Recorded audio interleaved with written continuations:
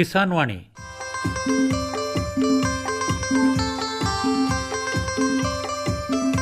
ಈ ಕಾರ್ಯಕ್ರಮದ ಪ್ರಾಯೋಜಕರು ಕೃಷಿ ಮತ್ತು ರೈತ ಕಲ್ಯಾಣ ಮಂತ್ರಾಲಯ, ಭಾರತ ಸರ್ಕಾರ. ಕೋಟಿ ವಿದ್ಯೆಗಳಲ್ಲಿ ಕೃಷಿ ವಿದ್ಯೆಯೇ ಮೇಲು, ಕೋಟಿ ವಿದ್ಯೆಗಳಲ್ಲಿ ಕೃಷಿ ವಿದ್ಯೆಯೇ ಮೇಲು, ಕೋಟಿ ವಿದ್ಯೆಗಳಲ್ಲಿ ಕೃಷಿ ವಿದ್ಯೆಯೇ ಮೇಲು, ಕೋಟಿ ವಿದ್ಯೆಗಳಲ್ಲಿ ಕೃಷಿ ವಿದ್ಯೆಯೇ ಮೇಲು.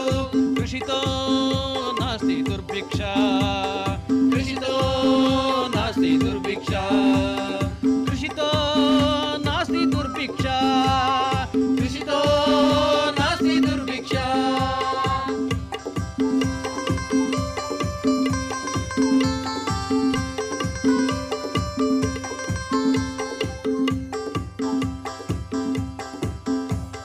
अरे अरे अरे क्या कर रहा है? इधर इधर इधर हम बोल रहे हैं तेरे बीजू का. उतला बोल रहा है? हाँ, पक्षियों से तो हम खेत को बचा लेते हैं, पर इन घातक रसायनों से कैसे बचाएं? मतलब? देख बेटा, तू जो ये अंधाधुंध रसायन मिलाता है ना, मिट्टी की सेहत बिगड़ने लगी है. और जब माटी ही कमजोर पड़ जाएगी तो उपज कैसे सेहतमंद होगी? हाँ? अरे पहले ऐसा नहीं था. पूछना अपने बड़े बुजुर्गों से, कैसे फसल लहलहाती थी, शुद्धता झलकती थी. हाँ, माटी भी तंदुरुस्त और लोग भी. अरे पहली वाली बात कहाँ? पर अब तो सब यही डाले हैं. सब नहीं, आज भी लाखों जागरूक किसान परंपरागत विधि से फसल उगा रहे हैं. खर्चा कम और उपज की कीमत भी बेहतर पा रहे हैं. सच है? रे बेटे, एक्सपीरियंस से बता रहे हैं. धूप में बाल सफेद नहीं किए हैं. हाँ. ठीक है भाई, मैं भी आज से जैविक खेती शुरू करूंगा. माटी से प्रेम की परंपरा है, परंपरागत खेती.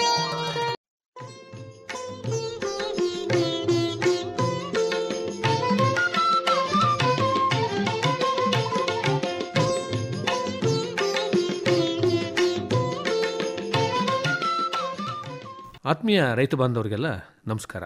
ಇವತ್ತಿನ ಕಾರ್ಯಕ್ರಮದಲ್ಲಿ ಕೃಷಿ ಹೊಂಡಗಳು ಮತ್ತು ಕೊಳಗಳಲ್ಲಿ ಮೀನು ಸಾಕಾಣಿಕೆ ಎನ್ನುವಂಥ ವಿಚಾರದ ಬಗ್ಗೆ ಮಾಹಿತಿಯನ್ನು ಪಡ್ಕೊಳ್ಳೋಣ. ಈ ಕುರಿತು ನಮಗೆ ಮಾಹಿತಿಯನ್ನು ಮಾಡಿಕೊಡ್ತಾ ಇದ್ದಾರೆ ಕೊಡಗು ಜಿಲ್ಲೆಯಲ್ಲಿ ಮೀನುಗಾರಿಕಾ ಇಲಾಖೆಯಲ್ಲಿ ಸಹಾಯಕ ನಿರ್ದೇಶಕರಾಗಿರುವಂಥ ಮಿಲನಾ ಭರತ್ ಅವರು. ನಮಸ್ಕಾರ ಮಿಲನಾ ಭರತ್ ಅವರು. ನಮಸ್ತೆ ಸರ್. ಕೃಷಿ ಕ್ಷೇತ್ರ ಅಂದರೆ ಫಾರ್ಮ್ ಅಂತ ನಾವೇನು ಕರಿತೀವಲ್ಲ, ಹೌದು. ಇದರಲ್ಲಿ ಈ ಮೀನುಗಾರಿಕೆಯನ್ನು ಅಥವಾ ಮೀನು ಕೃಷಿಯನ್ನು ಹೇಗೆ ಅಳವಡಿಸ್ಕೋಬೋದು ಅಂತೀರಿ? ನಾವೇನು ನಮ್ಮ ಕೃಷಿ ಜಾಗಗಳಲ್ಲಿರುವ ಕೃಷಿ ಹೊಂಡ ಅಥವಾ ಕೊಳಗಳಲ್ಲಿ ಮೀನು ಕೃಷಿಯನ್ನು ನಡೆಸ್ತೇವೆ, ಅದನ್ನು ಫಾರಂ ಆಧಾರಿತ ಮೀನು ಕೃಷಿ ಅಂತ ನಾವು ಕರಿತೇವೆ. ನಮ್ಮ ಭಾರತ ದೇಶದ ಮಟ್ಟದಲ್ಲಿ ನಾವು ನೋಡ್ಕೊಳ್ಳೋದಾದ್ರೆ, ಜಾಗತಿಕವಾಗಿ ನಮ್ಮ ದೇಶ ಈ ಫಾರಂ ಆಧಾರಿತ ಮೀನು ಕೃಷಿಯಲ್ಲಿ 2ನೇ ಸ್ಥಾನದಲ್ಲಿದೆ. ನಮ್ಮ ಕರ್ನಾಟಕ ರಾಜ್ಯ ಈ ತರ ಫಾರಂ ಮೀನು ಕೃಷಿಯಲ್ಲಿ 9ನೇ ಸ್ಥಾನದಲ್ಲಿ ಇದ್ದೇವೆ ನಾವು. ಮೀನು ಕೃಷಿ ಯಾಕೆ ಹೇಗೆ ಬೆಳೀತಾ ಇದೆ ಅಂತ ಜಾಗತಿಕ ಮಟ್ಟದಲ್ಲಿ ನೋಡಿದ್ರೆ, ಒಬ್ಬ ಮನುಷ್ಯ ವಾರ್ಷಿಕವಾಗಿ 21 kgಯಷ್ಟು ಮೀನನ್ನ ಸೇವನೆ ಮಾಡ್ತಾನೆ. ನಮ್ಮ ದೇಶಕ್ಕೆ ಅದನ್ನ ಪರಿಗಣನೆಗೆ ತಗೊಂಡಾಗ ನಾವು ತಿನ್ನೋದು 8.8 kg ಮಾತ್ರ. ಕರ್ನಾಟಕದಲ್ಲಿ ಅದು 8 kg ಮಾತ್ರ. ಆರೋಗ್ಯದ ದೃಷ್ಟಿಯಿಂದ ಲೆಕ್ಕ ಹಾಕೋದಾದ್ರೆ, ಒಬ್ಬ ಮನುಷ್ಯನ ದೇಹಕ್ಕೆ ಒಂದು ದಿನಕ್ಕೆ 60 ಗ್ರಾಂನಷ್ಟು ಮೀನನ್ನ ಸೇವಿಸಬಹುದು. ಸೇವಿಸಿದರೆ ನಮ್ಮ ಆರೋಗ್ಯಕ್ಕೆ ಒಳ್ಳೆಯದು ಅಂತ ಹೇಳಿ. ಇದನ್ನ ಲೆಕ್ಕ ಹಾಕಿದ್ರೆ ನಮಗೆ ಕಂಡು ಬರೋದೇನಂತ ಹೇಳಿದ್ರೆ, ನಮಗೆ ಎಷ್ಟು ಅವಶ್ಯಕತೆ ಇದೆಯೋ, ಜಾಗತಿಕ ಮಟ್ಟದಲ್ಲಿ ಎಷ್ಟು ಕನ್ಸಂಪ್ಷನ್ ಆಗ್ತಿದೆಯೋ ಅಷ್ಟು ನಾವು ಸೇವನೆ ಮಾಡ್ತಾ ಇಲ್ಲ. ಈ ಉದ್ದೇಶದಿಂದ ಕೂಡ ನಮ್ಮಲ್ಲಿ ಎಲ್ಲೆಲ್ಲಿ ಒಂದು ಫಾರಂ ಆಧಾರಿತ ಕೊಳಗಳಿದಾವೋ, ಕೃಷಿ ಹೊಂಡಗಳಿದಾವೋ, ಕೆರೆಗಳಿದ್ದಾವೋ, ಅಲ್ಲೆಲ್ಲ ಮೀನು ಸಾಕಾಣಿಕೆಯನ್ನ ಮಾಡಬಹುದು. ಇದನ್ನ ಒಂದು ಮುಖ್ಯ ಕಸುಬಾಗಿ, ಉಪ ಕಸುಬಾಗಿ, ಇಲ್ಲ ಕಸುಬಾಗಿ ಬೇಡ, ಆದಾಯ ಬೇಡ ನನಗೆ ಅಂತ ಹೇಳಿದ್ರೆ, ನಮ್ಮ ಕುಟುಂಬದವರ ಆರೋಗ್ಯದ ದೃಷ್ಟಿಯಿಂದ ಕೂಡ ಈ ಮೀನು ಸಾಕಾಣಿಕೆಯನ್ನ ಕೈಗೊಳ್ಳಬಹುದು ಅಂತ ಹೇಳಿ. ಮತ್ತೆ ಸಮಗ್ರ ಕೃಷಿಯ ಒಂದು ಮುಖ್ಯವಾದ ಘಟಕ ಇದು. ಹೌದು ಹೌದು. ಈಗೀಗ ಸಮಗ್ರ ಕೃಷಿ ಅನ್ನುವಂಥ ಪರಿಕಲ್ಪನೆ ಹೆಚ್ಚು ಇದೆ, ರೈತರಲ್ಲಿ ಜನಪ್ರಿಯವಾಗ್ತಾ ಇದೆ. ಮತ್ತು ಈಗಿನ ಸ್ಥಿತಿಯಲ್ಲಿ ಮಳೆ ಕೊಯ್ಲಿನ ಹೊಂಡಗಳಿರಬಹುದು, ಮಳೆ ನೀರಿನ ಸಂಗ್ರಹದ ತೊಟ್ಟಿಗಳಿರಬಹುದು, ಮತ್ತು ಏನು ನಮ್ಮ ಕೃಷಿ ಮತ್ತು ತೋಟಗಾರಿಕಾ ಬೆಳೆಗಳಿಗೆ ಅಗತ್ಯವಾದ ನೀರಿನ ವ್ಯವಸ್ಥೆ ಮಾಡ್ಕೊಳ್ತಾರೆ. ಅದಕ್ಕಾಗಿ ಕೃಷಿ ಹೊಂಡ ಅಥವಾ ಕೊಳಗಳು ಇದ್ದೇ ಇರ್ತವೆ. ಸಾಧಾರಣವಾಗಿ ಎಲ್ಲ ಕೃಷಿ ಜಮೀನಲ್ಲಿ ಇದು ಕಂಡು ಬರ್ತವೆ. ಸೊ ಇವುಗಳನ್ನ ನಾವು ಬಳಕೆಗೆ ತಗೊಂಡಾಗ, ಒಂದು ಕಡೆ ಪಶು ಸಂಗೋಪನೆ ಆಗ್ತಾ ಇರತ್ತೆ, ಕುರಿ ಸಾಕಾಣಿಕೆ, ಕೋಳಿ ಸಾಕಾಣಿಕೆ, ಹಂದಿ, ದನ ಸಾಕಾಣಿಕೆ ಆಗ್ತಾ ಇರತ್ತೆ. ಇನ್ನೊಂದು ಕಡೆ ತೋಟಗಾರಿಕಾ ಬೆಳೆಗಳನ್ನ ಬೆಳೀತಾ ಇರ್ತೇವೆ, ಮತ್ತೊಂದು ಕಡೆ ಕೃಷಿ ಬೆಳೆಗಳನ್ನ ಬೆಳೀತಾ ಇರ್ತೇವೆ, ಜೊತೆಗೆ ಮೀನು ಕೃಷಿಯನ್ನ ನೋಡ್ಕೊಳ್ಳೋದು. ಮತ್ತು ಇನ್ನೊಂದು ಇದರ ಪ್ರಯೋಜನ ಅಂತ ಹೇಳಿದ್ರೆ, ನಾವೇನು ಈ ಮೀನು ಕೃಷಿಯನ್ನ ನಡೆಸ್ತಾ ಇರ್ತೇವೆ ಇನ್ನು ಮುಂದೆ ನಾನು ಹೇಳೋದಿದೆಯಲ್ಲ, ಆಹಾರ ಹೇಗೆ ಹಾಕ್ತೇವೆ, ಗೊಬ್ಬರ ಹೇಗೆ ಹಾಕ್ತೇವೆ, ಇಷ್ಟೆಲ್ಲ ಹಾಕಿದ ನೀರನ್ನು ನೀವು ಮತ್ತೆ ಕೃಷಿ ಮತ್ತೆ ತೋಟಗಾರಿಕಾ ಬೆಳೆಗಳಿಗೆ ಬಳಸಿದಾಗ ಅವುಗಳಲ್ಲಿ ಸಾಮಾನ್ಯವಾಗಿ ಕೊಡೋ ಕ್ರಾಪ್ಗಿಂತ 20-30% ಕ್ರಾಪ್ ಹೆಚ್ಚು ಸಿಗುತ್ತೆ ಅಂತ ಕೃಷಿ ಮತ್ತು ತೋಟಗಾರಿಕಾ ಬೆಳೆಗಳಲ್ಲಿ. ಮೀನು ಕೃಷಿಗೆ ಬಳಸಿದ ನೀರನ್ನ ಅಲ್ಲಿಗೆ ನಾವು ಯೂಸ್ ಮಾಡಿದಾಗ ಅದು ಸಮಗ್ರ ಕೃಷಿಯ ಒಂದು ಅನುಕೂಲ ಅಂತ ಹೇಳ್ಬಹುದು. ಫಲವತ್ತಾದಂತ ನೀರು. ಹೌದು, ರಿಸಲ್ಟ್ ಏನಿದೆ ಅದು ಕಂಡು ಬಂದಿದೆ, ಫಲಿತಾಂಶದಲ್ಲಿ ಗೊತ್ತಾಗಿದೆ. ಹೌದು, ಗೊತ್ತಾಗಿದೆ. ಮೊದಲು ನಾವು ಆಹಾರ ಭದ್ರತೆ ಅಂತ ಹೇಳ್ತಾ ಇದ್ವಿ. ಹೌದು, ಆಹಾರ ಭದ್ರತೆಯನ್ನು ಈಗ ಸಾಧಿಸಿದೀವಿ. ಈಗ ನಾವು ಈ ಪೌಷ್ಟಿಕಾಂಶ ಭದ್ರತೆ ಕಡೆಗೆ ಗಮನ ಕೊಡ್ತಾ ಇದ್ದೀವಿ. ಹೌದು. ಈಗ ನಾವು ಮೀನು ಕೃಷಿ ಅಂತ ಹೇಳಿದಾಗ ಒಂದೇನೇ ಯೋಚನೆ ಮಾಡ್ತೀವಿ ಅಂದ್ರೆ, ಕೊಳ ಇದೆ, ಕೊಳದಲ್ಲಿ ಮೀನು ಸಾಕ್ಬೇಕು, ಲಾಭದಾಯಕವಾಗಿ ನಡ್ಸ್ಕೊಂಡು ಹೋಗ್ಬೇಕು, ಎಲ್ಲಿ ಮಾರ್ಕೆಟ್ ಮಾಡಬೇಕು, ಎಲ್ಲಿ ಸೇಲ್ ಮಾಡಬೇಕು, ಅಷ್ಟು ಯೋಚನೆ ಮಾಡ್ತೀವಿ. ನಾನು ಹೇಳೋದು, ನಾವು ಪ್ರತಿಯೊಬ್ರು ಮೀನನ್ನ ತಿನ್ನುವವರು ಅಥವಾ ಮಾಂಸಾಹಾರ ಸೇವನೆ ಮಾಡುವವರು ವಾರದಲ್ಲಿ 2 ದಿನ 3 ದಿನ ಆದ್ರೂ ಮಾಂಸಾಹಾರ ಸೇವನೆ ಮಾಡ್ತಾರೆ. ನಾವು ಮಾರ್ಕೆಟ್ನಲ್ಲಿ ಎಷ್ಟು ಅದಕ್ಕಾಗಿ ವೆಚ್ಚ ಮಾಡ್ತೇವೆ ಅಂತ ನಮಗೆ ಗೊತ್ತಿರುತ್ತೆ.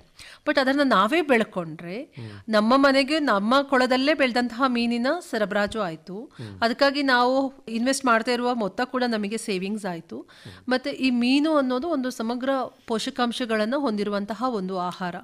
ಒಮೆಗಾ 3 ಫ್ಯಾಟಿ ಆಸಿಡ್ ಇರ್ಬೋದು, ಪ್ರೋಟೀನ್ ಇಂದ ಹಿಡಿದು ನಮ್ಮ ದೇಹಕ್ಕೆ ಅಗತ್ಯವಾಗಿ ಬೇಕಾದಂತಹ ಒಂದು ಒಳ್ಳೆಯ ಕೊಬ್ಬುಗಳು ಅಂತ ಏನ್ ಹೇಳ್ತಾರೆ ಅಂಥವುಗಳನ್ನ ಒಳಗೊಂಡಿರೋದು, ಕ್ಯಾಲ್ಸಿಯಂ, ಎಲ್ಲ ಪೋಷಕಾಂಶಗಳನ್ನ ಒಳಗೊಂಡಿರುವಂತಹ ಒಂದು ಉತ್ತಮ ಆಹಾರ. ಆದ್ರಿಂದ ನೀವು ಹೇಳಿದ ಹಾಗೆ ಪೋಷಕಾಂಶ ಭದ್ರತೆ ಇರ್ಬೋದು, ಪೌಷ್ಟಿಕತೆ ಸರಬರಾಜು ನಮ್ಮ ಕುಟುಂಬಕ್ಕೆ, ನಮ್ಮ ದೇಹಕ್ಕೆ ಬೇಕಾಗಿದ್ದನ್ನ ನಾವೇ ನಮ್ಮ ಕೊಳಗಳಿಂದ ಸರಬರಾಜು ಮಾಡಿಕೊಳ್ಳಬಹುದು ಅಂತ ಹೇಳಿ. ಮಳೆಗಾಲದಲ್ಲಿ ಈ ಕೃಷಿ ಹೊಂಡಗಳು ತುಂಬುವಂತದ್ದು, ಹೌದು, ಕೊಳಗಳಲ್ಲೂ ಕೂಡ ನೀರು ಸಂಗ್ರಹ ಆಗುವಂತದ್ದು. ಈ ಅಂಶವನ್ನು ಪರಿಗಣಿಸಿದಾಗ ಸಾಧಾರಣವಾಗಿ ನಾವು ಮೀನು ಕೃಷಿ ಮಾಡಬೇಕು ಅಂದ್ರೆ ಎಷ್ಟು ತಿಂಗಳು ನೀರು ಇರಬೇಕಾಗುತ್ತೆ? ನಾವು ಸಾಧಾರಣವಾಗಿ ಹೇಳೋದು 8-10 ತಿಂಗಳ ಕಾಲ ನೀರು ನಿಲ್ಲುವ ಕೊಳವನ್ನ ನೀವು ಆಯ್ಕೆ ಮಾಡ್ಕೊಳ್ಬೇಕು ಅಂತ ಹೇಳೋದು. ಅಂದ್ರೆ ಟೇಬಲ್ ಸೈಜ್ ಅಂತ ಏನ್ ಹೇಳ್ತೇವೆ, ಮೀನನ್ನ ಹಿಡಿದು ಮಾರಾಟ ಮಾಡಬೇಕಾದ ಸೈಜ್, ಆ ಒಂದು ಗಾತ್ರಕ್ಕೆ ಬರಬೇಕು ಅಂತಾದ್ರೆ ಒಂದು 10 ತಿಂಗಳ ಅವಧಿಯನ್ನಾದ್ರೂ ನಾವು ಕೊಡಬೇಕು ಅಂತ. ತೂಕದಲ್ಲಿ ಹೇಳೋದಾದ್ರೆ ಎಷ್ಟು?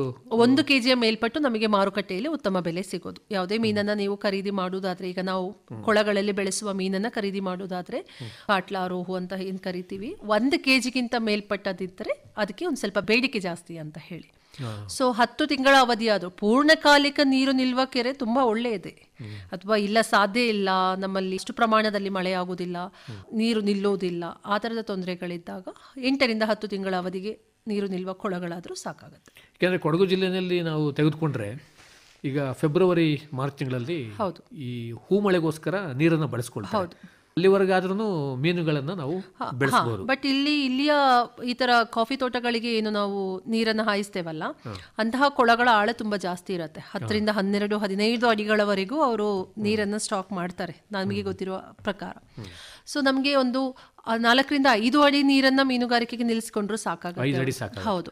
ಮತ್ತೆ ಇದು ಮಳೆಗಾಲ ಪ್ರಾರಂಭ, ಜೂನ್ ಜುಲೈಯಲ್ಲಿ ನಾವು ಮರಿಗಳನ್ನ ಸಪ್ಲೈ ಮಾಡ್ಲಿಕ್ಕೆ ಶುರು ಮಾಡ್ತೇವೆ. ಜುಲೈಯಲ್ಲಿ ಮರಿಗಳು ಸಪ್ಲೈ ಆಗತ್ತೆ. ಜುಲೈಯಿಂದ ಅವರು ನೆಕ್ಸ್ಟ್ ಕಾಫಿಗೆ ನೀರು ಹಾರಿಸುವ ಸಮಯದವರೆಗೂ ಅವರು ಹಾಯಿಸ್ಕೊಂಡು ನೀರು ಕಡಿಮೆ ಆದಾಗ ಮೀನು ಹಿಡುವಳಿಗೆ ಅವರಿಗೆ ಒಳ್ಳೇದಾಗತ್ತೆ. 10 ಅಡಿ 12 ಅಡಿಯ ನೀರಲ್ಲಿ ಅವರು ಮೀನ್ ಮರಿಗಳನ್ನ ಬಿಟ್ಟು ಸಾಕಾಣಿಕೆ ಮಾಡಿರ್ತಾರೆ. ಅಷ್ಟು ಆಳದ ಪ್ರದೇಶದಲ್ಲಿ ಹೋಗಿ ಹಿಡಿಯೋದು ಕಷ್ಟ. ನೀರು ಹಾಯಿಸಿದಾಗ ನೀರಿನ ಮಟ್ಟ ಕಡಿಮೆ ಆದಾಗ ಅದು ಕ್ಯಾಚಿಂಗ್ ಟೈಮ್, ಕನಿಷ್ಠ ಒಂದು 5 ಅಡಿ ನೀರು ನಿಂತರೆ ಸಾಕಾಗುತ್ತೆ, ನಿಲ್ಬೇಕಾಗತ್ತೆ. ಅಂದ್ರೆ ನೀರು ಬಿಸಿ ಆಗಬಾರ್ದು, ಒಂದು ಬಿಸಿಲಿಗೆ. ಅದು ಮುಖ್ಯವಾದ ಅಂಶ. ಇನ್ನು ಮುಖ್ಯವಾಗಿ ನಾವು ಈ ಮೀನು ಮರಿಗಳನ್ನ ಬಿಡೋದಕ್ಕಿಂತ ಮುಂಚೆ ಕೊಳಕ್ಕೆ ಆಗ್ಲಿ ಅಥವಾ ಕೃಷಿ ಹೊಂಡಕ್ಕಾಗ್ಲಿ ಹೇಗೆ ಪೂರ್ವ ತಯಾರಿ ಮಾಡ್ಕೋಬೇಕಾಗತ್ತೆ? ಈಗ ಮೊದಲು ನಾವು ಗಮನ ಹರಿಸಬೇಕಾಗಿದ್ದು, ಈಗ ಆಲ್ರೆಡಿ ತೆಗೆದಿರುವ ಕೊಳಗಳಾದ್ರೆ ತೊಂದರೆ ಇಲ್ಲ. ಹೊಸದಾಗಿ ಏನಾದ್ರೂ ನಾವು ಕೊಳ ತೆಗೆಯುವ ಒಂದು ಉದ್ದೇಶ ಇಟ್ಕೊಂಡಿದ್ರೆ ಒಂದು ಜೇಡಿ ಮಣ್ಣು ಮಿಶ್ರಿತ ಇರುವಂತಹ ಒಂದು ಮಣ್ಣಿನ ಪ್ರದೇಶ ಸೂಕ್ತ. ನೀರು ಸೀಪೇಜ್ ಆಗಬಾರ್ದು, ಹೋಗ್ಬಿಡ್ಬಾರ್ದು, ಬಸ್ದು ಹೋಗ್ಬಾರ್ದು, ಅಲ್ಲಿ ನಿಲ್ಬೇಕಾಗತ್ತೆ. ಇಲ್ಲ ಅಂದ್ರೆ ಮತ್ತೆ ನಾವು ಟಾರ್ಫಲಿನ್ ಗಳನ್ನ ಹಾಕ್ಬೇಕಾಗತ್ತೆ. ಸೊ ಮಣ್ಣಿನ ಕೊಳಗಳನ್ನ ನಿರ್ಮಾಣ ಮಾಡುವುದಾದ್ರೆ ಇಂತಹ ಕೊಳಗಳು ಸೂಕ್ತ ಆಗತ್ತೆ. ಮತ್ತೆ ನಾವು ತುಂಬಾ ದೊಡ್ಡ ಕೊಳ ಮಾಡ್ಬೋದಾ, 1 ಎಕರೆ 2 ಎಕರೆದು ಕೊಳ ಮಾಡಿ ಮೀನ್ ಸಾಕ್ಬೋದು ಅಂದ್ರೆ ಸಾಕ್ಬೋದು, ಏನ್ ತೊಂದರೆ ಇಲ್ಲ. ಆದ್ರೆ ನಾವು ಹೇಳೋದು ಒಂದು 1/4 ಎಕರೆಯ ಕೆರೆಗಳಾದ್ರೆ ಅವುಗಳ ನಿರ್ವಹಣೆ ಸ್ವಲ್ಪ ಸುಲಭ ಆಗತ್ತೆ ಅಂತ ಹೇಳಿ. ಚೌಕಾಕಾರದಲ್ಲೋ ಆಯತಾಕಾರದಲ್ಲೋ ಇದ್ರೆ ಅವುಗಳ ನಿರ್ವಹಣೆ ಸ್ವಲ್ಪ ಸುಲಭ ಆಗುವ ಕಾರಣ ನೀವು 2 ಎಕರೆ 3 ಎಕರೆ ಕೆರೆಯನ್ನಾದ್ರೂ ತೆಗಿರಿ, ಕೊಳವನ್ನು ತೆಗಿರಿ, ತೊಂದರೆ ಇಲ್ಲ. ಆದ್ರೆ ಅವುಗಳು 1/4 ಎಕರೆಯದು 5-6 ಕೆರೆಗಳಿದ್ರು ತೊಂದರೆ ಇಲ್ಲ ಅಂತ ಹೇಳೋದು. ಅಂದ್ರೆ ಆ ಕೃಷಿಕ ಕುಟುಂಬದವರೇ ನಿರ್ವಹಣೆ ಮಾಡಿಕೊಳ್ಬಹುದು. ಹೌದು, ಬರೀ ಮೀನ್ ಮರಿ ಬಿಟ್ರೆ ಸಾಲದು, ಅವುಗಳನ್ನ ಹಿಡಿಬೇಕಲ್ವಾ, ಅವುಗಳಿಗೆ ಆಹಾರವನ್ನ ಹಾಕ್ಬೇಕಲ್ವಾ, ಅದು ಎಲ್ಲ ಸಮರ್ಪಕವಾಗಿ ನಡಿಬೇಕು ಅಂತ ಹೇಳಿದ್ರೆ ಗರಿಷ್ಠ ಅಂದ್ರೆ ಎಷ್ಟಕ್ಕೆ ನಿಲ್ಲಿಸಬಹುದು ಅಂದ್ರೆ ಒಂದು ಕೊಳವನ್ನ 1/4 ಎಕರೆಗೆ ನಿಲ್ಲಿಸಿದ್ರೆ ಉತ್ತಮ ಅಂತ. 1 ಎಕರೆ ಕೊಳದಲ್ಲಿ ಮೀನುಗಾರಿಕೆ ಮಾಡ್ಲಿಕ್ಕೆ ಆಗುದಿಲ್ವಾ ಅಂದ್ರೆ ಆಗತ್ತೆ, ಆತರ ಏನಿಲ್ಲ. ನಿರ್ವಹಣೆಯ ಲೆಕ್ಕದಲ್ಲಿ ನಾವು ಹೇಳೋದು ಸಣ್ಣ ಕೊಳಗಳು ಇದ್ರೇನೆ ಒಳ್ಳೇದಾಗತ್ತೆ ಅಂತ ಹೇಳಿ ನಾವು ಹೇಳೋದಿಲ್ಲ. ಸಮಗ್ರ ಕೃಷಿ ಅಂತ ಹೇಳಿದಾಗ ನಾವೇ ನಿರ್ವಹಣೆ ಮಾಡಿಕೊಂಡು ಹೋಗಬಹುದು ಅಂತ ಹೇಳಿ. ಈಗ ನೀವು ಹೊಸದಾಗಿ ಕೊಳವನ್ನ ತೆಗೆಯೋದಾದ್ರೆ ಕೊಳವನ್ನ ತೆಗೆದ ನಂತರ ಈಗ ನಾವು ಮೀನು ಕೃಷಿಗೆ ಅಂತ ಹೇಳಿದ್ರೆ ಹೇಳೋದು ನಾನು ಆಗ್ಲೇ ಹೇಳ್ದಲ್ಲ, 5ರಿಂದ 6 ಅಡಿ ನೀರು ನಿಲ್ಲಿಸಿ ಮ್ಯಾಕ್ಸಿಮಮ್ ಒಂದು 8ರಿಂದ 10 ಅಡಿ ಆಳದ ಕೊಳ, ಅದರಲ್ಲೊಂದು 6-7 ಅಡಿ ನೀರು ನಿಲ್ಸಿದ್ರು ಸಾಕಾಗತ್ತೆ. ಆದ್ರೆ ಮಲೆನಾಡಿನ ಪ್ರದೇಶವನ್ನ ತಗೊಂಡಾಗ ಮತ್ತು ಈ ಕಾಫಿ ಬೆಳೆ ಬೆಳೆಯುವಂತ ಪ್ರದೇಶದಲ್ಲಿ ಕಾಫಿ ತೋಟಕ್ಕೆ ನೀರು ಹಾಯಿಸ್ಲಿಕ್ಕಾಗಿ ಅವರು ಕೊಳ ತೆಗೆಯೋದ್ರಿಂದ ನಮ್ಮಲ್ಲಿ ಬಂದಾಗ ರೈತರು ಹೇಳ್ತಾರೆ 15-20 ಅಡಿ ಆಳದ ಕೊಳಗಳನ್ನ ತೆಗಿತೇವೆ. ಅಲ್ಲಿ ಮೀನ್ ಬೆಳವಣಿಗೆ ಸಾಧ್ಯ ಇಲ್ವಾ ಅಂತ ಹೇಳಿದ್ರೆ ಬೆಳೆಸಬಹುದು, ಕಷ್ಟ ಆಗೋದು ಎಲ್ಲಿ ಅಂತ ಹೇಳಿದ್ರೆ ಹಿಡುವಳಿಯಲ್ಲಿ.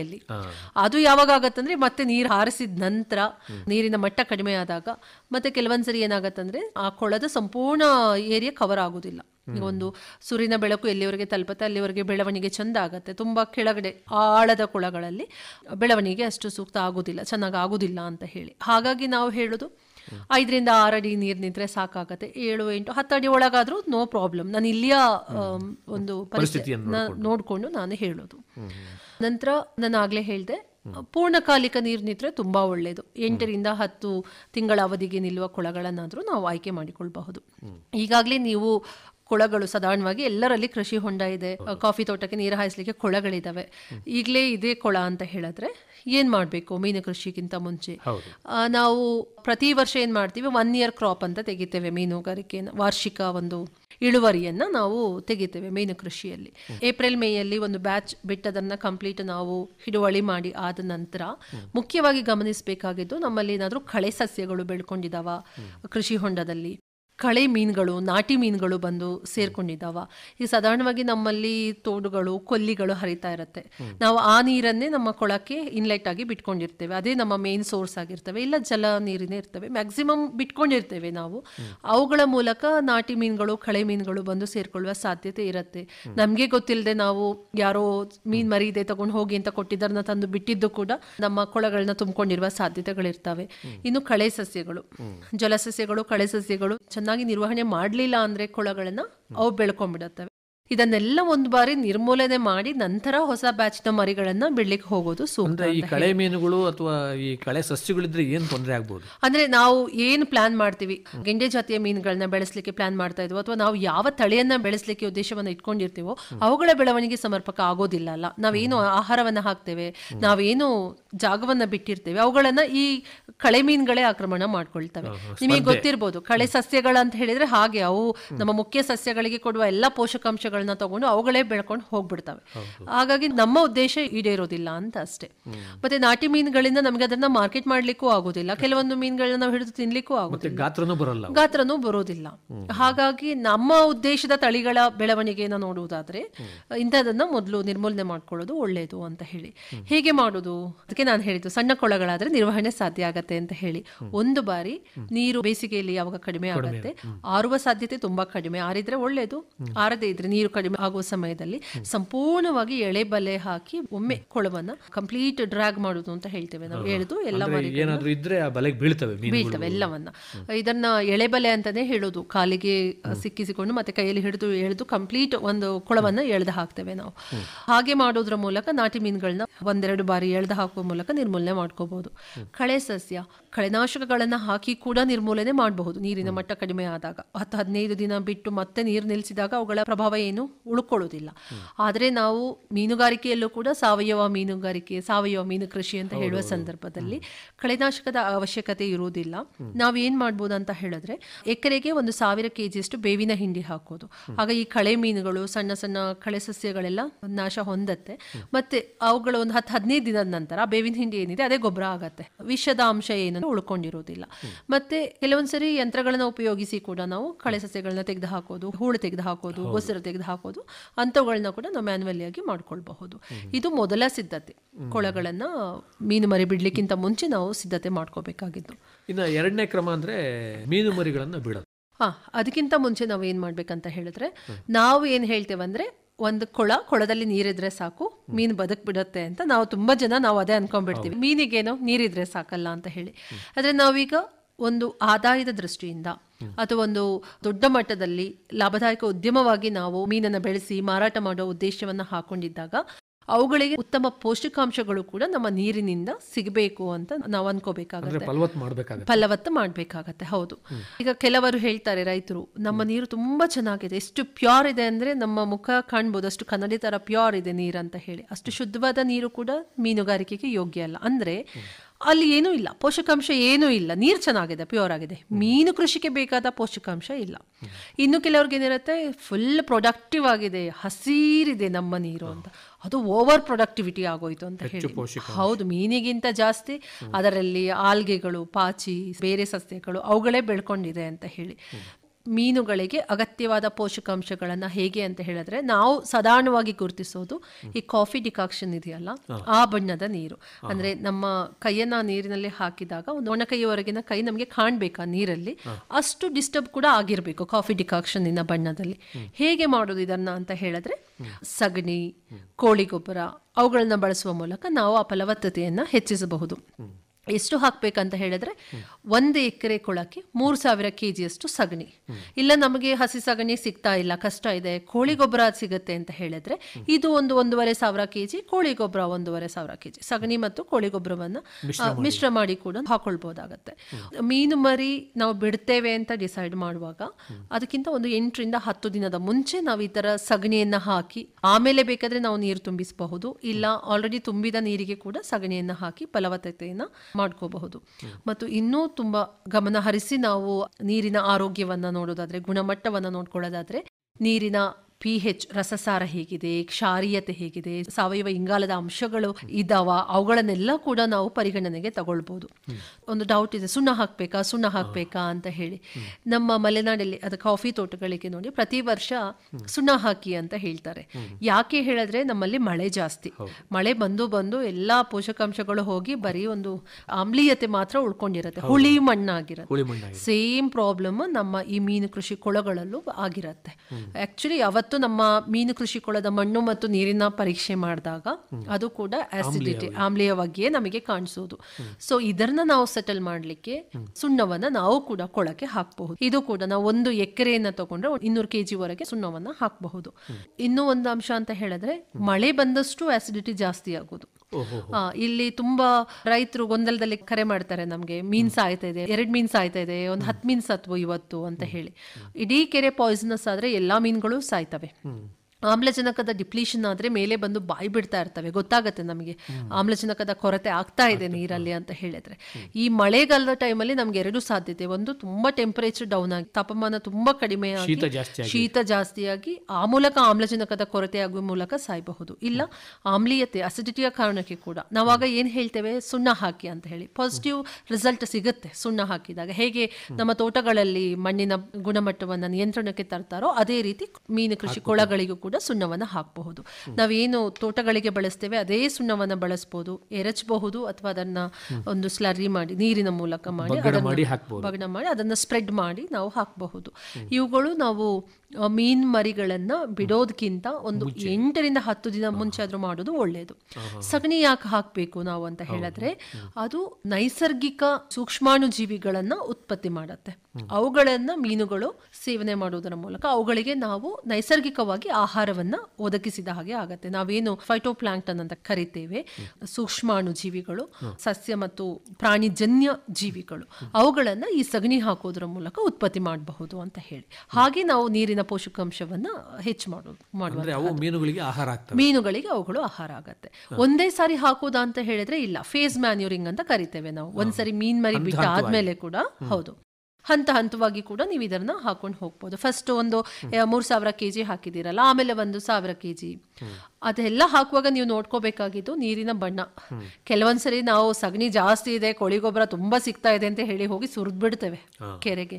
ಏನಾಗತ್ತಂದ್ರೆ ಯೂಟ್ರೋಫಿಕೇಶನ್ ಪ್ರಾಬ್ಲಮ್ ಶುರು ಆಗುತ್ತೆ, ಪ್ರೊಡಕ್ಟಿವಿಟಿ ಜಾಸ್ತಿ ಆಗೋಗುತ್ತೆ.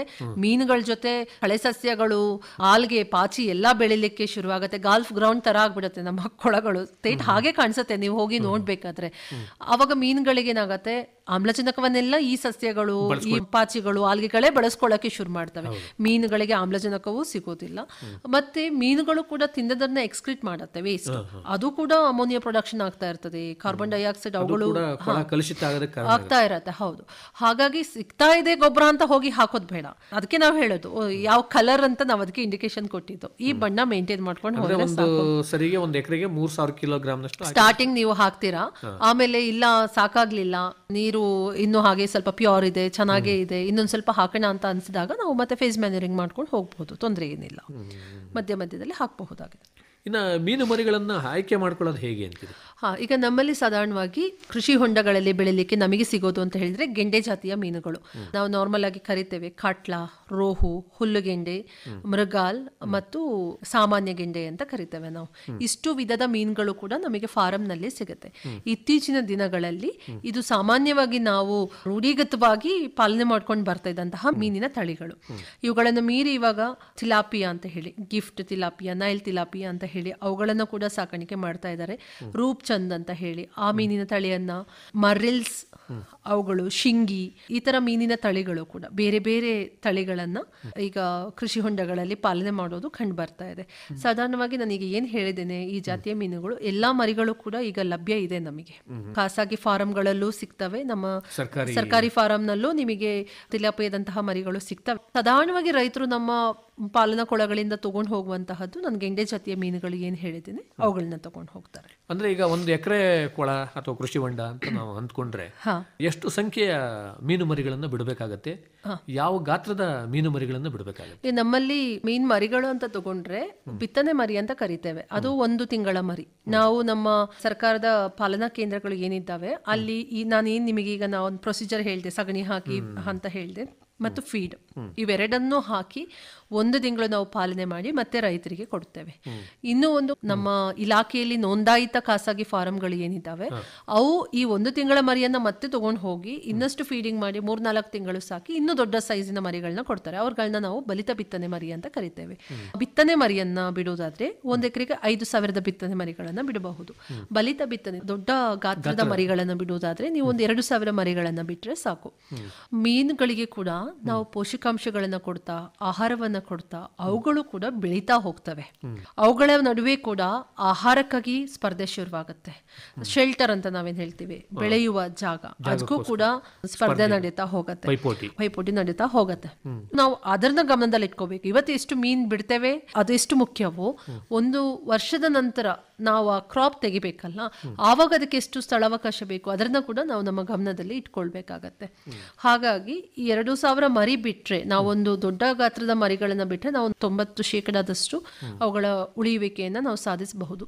ಆಗ ಆಲ್ಮೋಸ್ಟ್ 1,900 kg ಮೀನನ್ನು ನಾವು ಅಲ್ಲಿಂದ ಲಿಫ್ಟ್ ಮಾಡ್ತೇವೆ ಅಂತ ಹೇಳಿದ್ರೆ ಅಷ್ಟು ಸ್ಥಳಾವಕಾಶವನ್ನ ನಾವು ಕೊಡ್ಬೇಕಾಗತ್ತೆ. ಅಷ್ಟೇ ಮೀನಿನ ಆಹಾರವನ್ನ ಕೂಡ ನಾವು ಸರಬರಾಜು ಮಾಡ್ಬೇಕಾಗತ್ತೆ ಕೊಳಗಳಿಗೆ.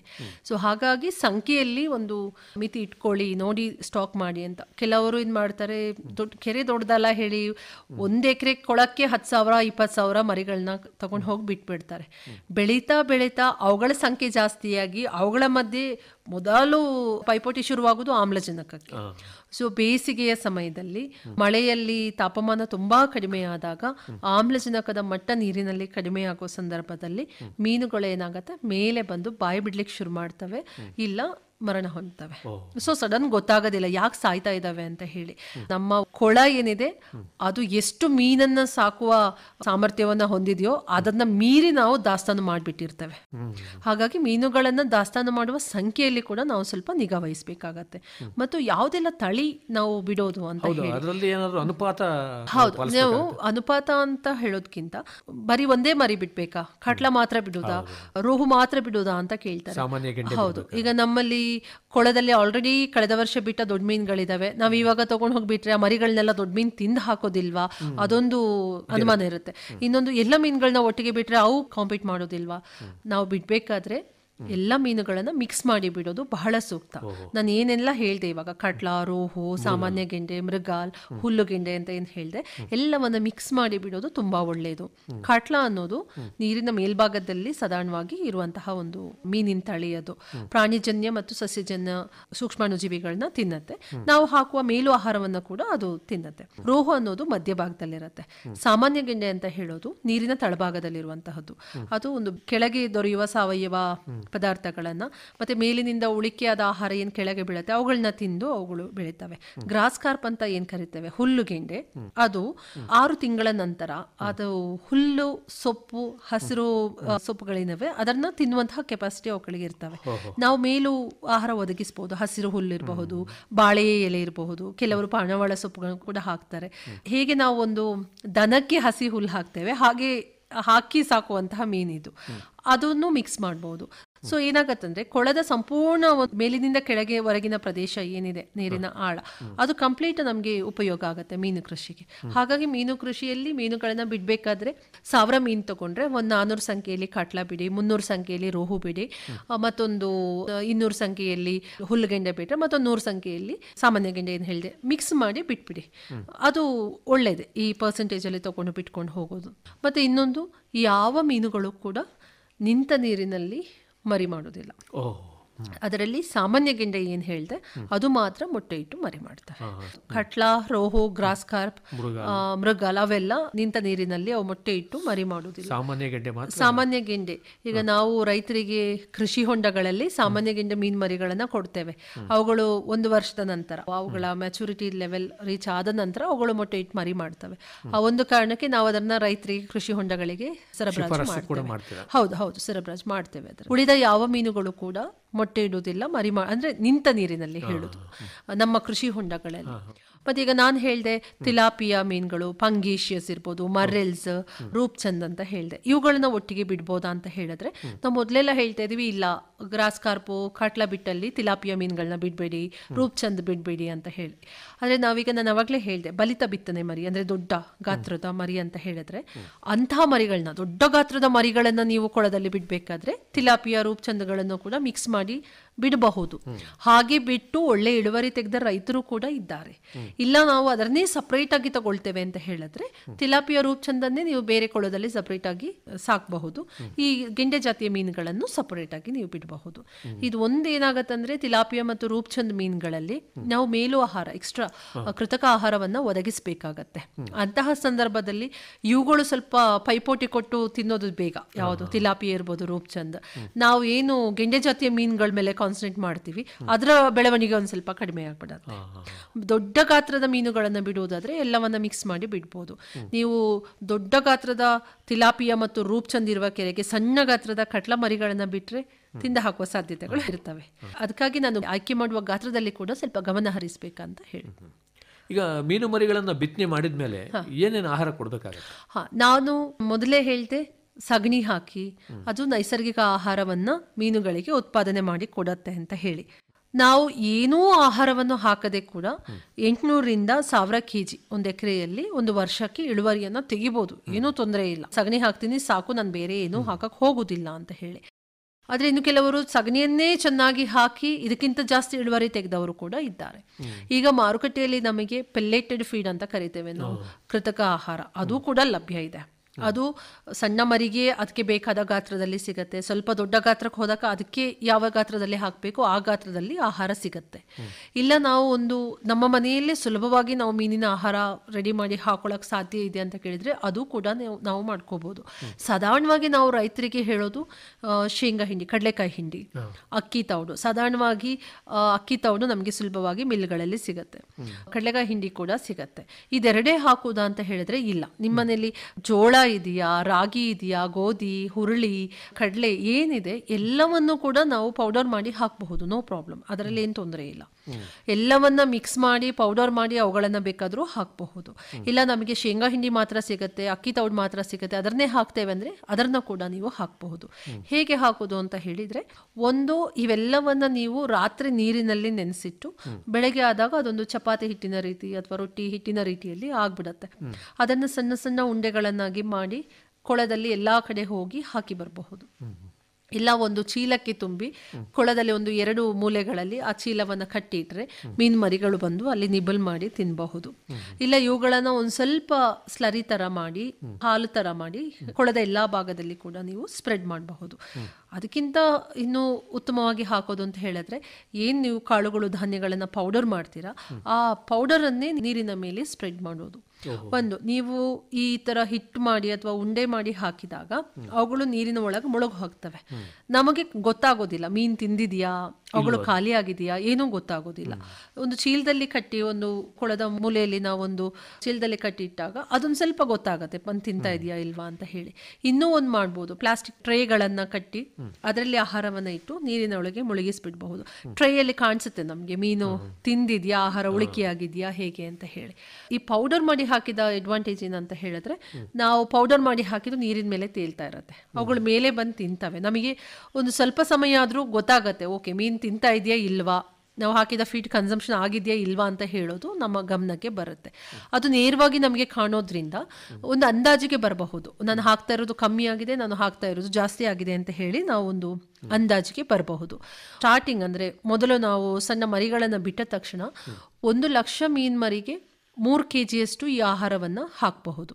ಇಡೀ ದಿನ ಹಾಕ್ತಾ ಇರ್ಬೇಕಂದ್ರೆ ಇಲ್ಲ, ಸೂರ್ಯ ಉದಯ ಆದ ನಂತರ, ಸೂರ್ಯ ಅಸ್ತಮಾನ ಆಗ್ಲಿಕ್ಕಿಂತ ಮೊದಲು ಇವುಗಳನ್ನ ಹಾಕೋದು ಒಳ್ಳೇದು. ಅಂದ್ರೆ ಮೀನುಗಳು ಕೂಡ ಕನ್ಸಂಪ್ಷನ್ ಮಾಡ್ತವೆ ಅಂತ ಹೇಳಿ, ಅವುಗಳು ಕೂಡ ಡೈಜೆಷನ್ ಅಂದ್ರೆ ಆಹಾರವನ್ನ ಅವುಗಳು ಕೂಡ ಅರಗಿಸ್ಕೊಳ್ಬೇಕು, ಅವುಗಳು ಕೂಡ ಸೇವನೆ ಮಾಡಬೇಕು. ಹೇಗೆ ನಾವು ಮನುಷ್ಯರ ಒಂದು ಜೀವಿಯಾಗಿ ಒಂದು ಜೈವಿಕ ಪ್ರಕ್ರಿಯೆ ನಡೀತಾ ಇರತ್ತೆ, ಹಾಗೆ ಮೀನುಗಳು ಕೂಡ ಒಂದು ಜೀವಿಗಳೆಲ್ಲ. ಅದಕ್ಕಾಗಿ ಹೇಳೋದು, ಒಂದು ಸಮಯವನ್ನ ಪಾಲನೆ ಮಾಡ್ಕೊಳ್ಳಿ, ಸೂರ್ಯ ಉದಯ ಆದ ನಂತರ ಮತ್ತೆ ಸತ್ತಲಾಗುವ ಮೊದಲೇ ಈ ಆಹಾರವನ್ನ ಕೊಡುವ ಕೊಡಬೇಕು. ನೀವು ಕೊಡುವುದಾದ್ರೆ ಪ್ರತಿದಿನ. ಅದನ್ನೇ ಹೇಳಿದ್ದು, ನಾವು ಏನೂ ಕೊಡೋದಿಲ್ಲ, ಬರೀ ಸಗಣಿ ಹಾಕ್ತೇವೆ, ನೀರನ್ನು ಒಂಚೂರು ನೋಡ್ಕೊಂಡು ಬರ್ತೇವೆ, ಸಾಕಾಗತ್ತೆ, ಹಾಗೇನೂ ನೀವು ಮೀನ್ ಸಾಕ್ಬೋದು, ಇಳುವರಿ ಕಡಿಮೆ ಸಿಗತ್ತೆ. ಇಲ್ಲ ನಾನು ಒಂಚೂರು ಗಮನ ಹರಿಸ್ಕೊಳ್ತೇನೆ, ಒಳ್ಳೆ ಆಹಾರ ಕೊಡ್ತೇನೆ, ಉತ್ತಮ ಆಹಾರ ಕೊಡ್ತೇನೆ ಅಂತ ಹೇಳಿದ್ರೆ ಹೀಗೂ ಗಮನ ಹರಿಸಬಹುದು. ಮೀನು ಮರಿಗಳ ಸಂಖ್ಯೆ ಆಧಾರದ ಮೇಲೆ ಕೊಡಬೇಕಾಗುತ್ತೆ. ಹೌದು, ಈಗ ಪೆಲ್ಲೆಟೆಡ್ ಫೀಡ್ ಅಂತ ಮಾರ್ಕೆಟ್ ನಲ್ಲಿ ನಿಮಗೆ ಸಿಗುತ್ತೆ, ಕೃತಕ ಆಹಾರ ಸಿಗುತ್ತೆ. ಈಗ ಒಂದು 20 kg ಬ್ಯಾಗಿಗೆ 1600, 1800, ಅದರಲ್ಲಿ ಎಷ್ಟು ಪ್ರೋಟೀನ್ ಅಂಶ ಇದೆ ಅದರ ಮೇಲೆ ನಮಗೆ ರೇಟ್ ಆಗ್ತಾ ಹೋಗುತ್ತೆ. ಅದು ಹೇಗಂದ್ರೆ, ನೀವು ಕೆಲವು ಹಾಕಿದಾಗ ತೇಲ್ತಾ ಇರುತ್ತೆ ನೀರಿನ ಮೇಲೆ, ಮೀನುಗಳು ಬಂದು ತಿಂತವೆ. ನೀವು ಹಾಕಿದ್ದು ಜಾಸ್ತಿ ಆದ್ರೆ ಅಲ್ಲೇ ಉಳ್ಕೊಂಡಿರತ್ತೆ, ನಿಮಗೆ ಕಾಣಿಸುತ್ತೆ, ಓ ನಾನು ಹಾಕಿದ್ದು ಜಾಸ್ತಿ ಆಗಿದೆ. ಇಲ್ಲ ನೀವು ಹಾಕಿದ್ದರನ್ನೆಲ್ಲ ಮೀನು ತಿಂದ್ಬಿಟ್ಟಿದೆ, ಕಾಲು ಗಂಟೆ ಅರ್ಧ ಗಂಟೆಲೆ ಮೀನು ತಿಂದು ಹಾಕಿದೆ ಅಂದ್ರೆ ಇನ್ನೊಂದು ಸ್ವಲ್ಪ ಕ್ವಾಂಟಿಟಿ ಜಾಸ್ತಿ ಮಾಡಬಹುದು. ಅದರನ್ನೂ ತಿಂದು ಹಾಕಿದೆ ಅಂದ್ರೆ ನಾನು ಹಾಕ್ತಾ ಇರೋದು ಸಾಕಾಗ್ತಾ ಇಲ್ಲ, ಇನ್ನೊಂದು ಸ್ವಲ್ಪ ಹಾಕಬಹುದು. ಎಲ್ಲಿವರೆಗೆ ಮೀನು ತಿನ್ನತ್ತೆ ಅಲ್ಲಿವರೆಗೆ ನೀವು ಮೇಂಟೈನ್ ಹಾಕ್ಬೋದು, ಇಷ್ಟು kg ನಾನು ಹಾಕೊಂಡು ಹೋಗ್ಬಹುದು ಅಂತ. ಅದೊಂದು ಬೆಸ್ಟ್ ಪ್ರಾಕ್ಟೀಸ್. ನೀವು 1,00,000ಕ್ಕೆ 3 kg ಅಂತ ಸ್ಟಿಕ್ ಆನ್ ಆಗೋದಕ್ಕಿಂತ ಮೀನುಗಳು ತಿಂತಾ ಇದಾವೆಯಾ, ನಾನು ಹಾಕೋದೆಲ್ಲ ಖಾಲಿ ಆಗ್ತಾ ಇದೆಯಾ, ಇಲ್ಲ ಉಳಿತಾ ಇದೆಯಾ, ಉಳಿದ್ರೆ ಕ್ವಾಂಟಿಟಿ ಸ್ವಲ್ಪ ಕಡಿಮೆ ಮಾಡಿ. ಎಲ್ಲ ಖಾಲಿ ಆಗ್ತಾ ಇದೆ ಅಂತ ಹೇಳಿದ್ರೆ ಒಂದು ಸ್ವಲ್ಪ ಕ್ವಾಂಟಿಟಿ ಜಾಸ್ತಿ ಮಾಡಿ. ಅದು ತಿಂತಾ ಇದೆ ಅಂದ್ರೆ ಓಕೆ, ಇನ್ನೊಂದು ಸ್ವಲ್ಪ ಜಾಸ್ತಿ ಮಾಡಿ. ಉಳಿಬಾರ್ದು ಅಷ್ಟೇ, ನೀರಿನ ಮೇಲೆ ತೇಲ್ತಾ ಅಥವಾ ವೇಸ್ಟ್ ಆಗಿ ಉಳ್ಕೊಳ್ಬಾರ್ದು. ಅದು ಅಷ್ಟೇ ಸಾಕಾಗಿದೆ ಅಂತ ನಮಗೆ ಆಹಾರವನ್ನ ನೋಡ್ಕೊಳ್ಳುವಂಥದ್ದು, ಇಷ್ಟೇ ಸಾಕು, ಹೀಗೆ ಮ್ಯಾನೇಜ್ ಮಾಡಬಹುದು ಅಂತ ಹೇಳಿ.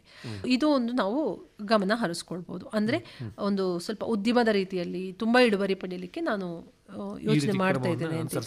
ಹೌದು ಹೌದು. ಅಂದರೆ ಈ ಕೊಳಗಳಲ್ಲಿ ಅಥವಾ ಈ ಕೃಷಿ ಹೊಂಡಗಳಲ್ಲಿ ಮೀನು ಸಾಕುವಾಗ ಏನೇನು ಸಮಸ್ಯೆಗಳು ಬರ್ತವೆ ಅಂತೇಳಿ? ನಮಗೆ ಸಾಧಾರಣವಾಗಿ ಯಾವುದೇ ರೋಗಗಳು ಬರುವಂತಹದ್ದು ನಮ್ಮ ಕೊಡಗು ಜಿಲ್ಲೆಯಲ್ಲಂತೂ ಕಂಡು ಬಂದಿಲ್ಲ, ವರದಿ ಆಗಿಲ್ಲ. ಈ ತರ ಡಿಸೀಸ್ ಸ್ಪ್ರೆಡ್ ಆಗಿದೆ ಅಂತ ಹೇಳಿ, ವೈರಲ್, ಬ್ಯಾಕ್ಟೀರಿಯಲ್, ಫಂಗಲ್ ಇನ್ಫೆಕ್ಷನ್ಗಳಾಗಿದ್ದಾವೆ ಅಂತ ಹೇಳಿ ಅಷ್ಟು ಕಲುಷಿತ ಆಗೋ ಸಾಧ್ಯತೆ ಇರುತ್ತೆ. ನೀರಿನ ಕಲುಷಿತ ಆಗೋ ಅದು ಸಾಧ್ಯತೆಗಳಿದ್ದಾವೆ. ಆದರೆ ನಾನು ಫಾರಂ ಕೊಳಗಳಲ್ಲಿ ಹೇಳೋದು, ಸ್ಪ್ರೆಡ್ ಆಗಿದ್ರ ಬಗ್ಗೆ ಅಷ್ಟು ಇಲ್ಲ. ಒಂದು, ಈ ಮೀನುಗಳ ಸಂಖ್ಯೆ ಜಾಸ್ತಿ ಆದಾಗ, ಒಂದಕ್ಕೆ ಒಂದು ಪೈಪೋಟಿ ಆದಾಗ, ಕೆಲವೊಂದು ಮೀನುಗಳು ಆಹಾರದ ಕೊರತೆ ಆದಾಗ, ಅವುಗಳಿಗೆ ಓಡಾಡ್ಲಿಕ್ಕೆ ಜಾಗದ ಕೊರತೆ ಆದಾಗ ರಬ್ಬಿಂಗ್ ನೇಚರ್ ಅನ್ನ ತೋರಿಸ್ತವೆ. ಆಗ ಒಂದರ ಮೈಗೆ ಮತ್ತೊಂದು ಮೈಯು ತಿಕ್ಕಾಟ ಆಗಿ ಅವುಗಳ ಸ್ಕೇಲ್ ಮೇಲೆ ಒಂದು ಎಬ್ರೇಷನ್ ತರ ಗಾಯಗಳಾಗುವ ರೀತಿ ಅಂತದ್ದು. ಕೆಲವೊಮ್ಮೆ ನಾವು ಹಾಕಿದ ಫೀಡ್ ಜಾಸ್ತಿಯಾಗಿ ಅವುಗಳದ್ದು ಕೂಡ ವೇಸ್ಟ್ ಬರುತ್ತೆ, ಅಮೋನಿಯಾ ಕಂಟೆಂಟ್ಗಳು ಜಾಸ್ತಿ ಆಗತ್ತೆ, ಮತ್ತೆ ನೀರಿನ ಗುಣಮಟ್ಟ ಚೆನ್ನಾಗಿ ಇಟ್ಕೊಳ್ಳೋದಿಲ್ಲ ನಾವು. ಕಳೆ ಸಸ್ಯಗಳು, ಜಲಸಸ್ಯಗಳು ಅವುಗಳು ಕೊಳೆತು ಜರಿ ಗಿಡಗಳು ಅಲ್ಲಿ ಸೇರ್ಕೊಂಡು ಕೆಸರು ಆ ಥರ ಎಲ್ಲ ಆದಾಗ ಫಂಗಲ್ ಇನ್ಫೆಕ್ಷನ್ಗಳು ಆಗುವ ಸಾಧ್ಯತೆಗಳು. ಹೌದು, ಅವುಗಳು ಸಣ್ಣ ಮಟ್ಟದಲ್ಲಿ ಕಾಣಿಸ್ಕೊಳ್ತವೆ.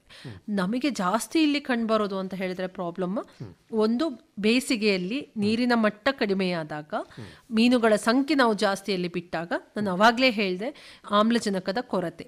ಇದರದ್ದು ಇಂಡಿಕೇಶನ್ ಹೇಗೆ ಅಂದರೆ, ಬಹಳ ಜನ ರೈತರು ಏನು ಹೇಳ್ತಾರೆ ಅಂದರೆ, ಮೀನುಗಳು ಮೇಲೆ ಬಂದು ಬಾಯಿ ಬಿಡ್ತಾ ಇದೆ.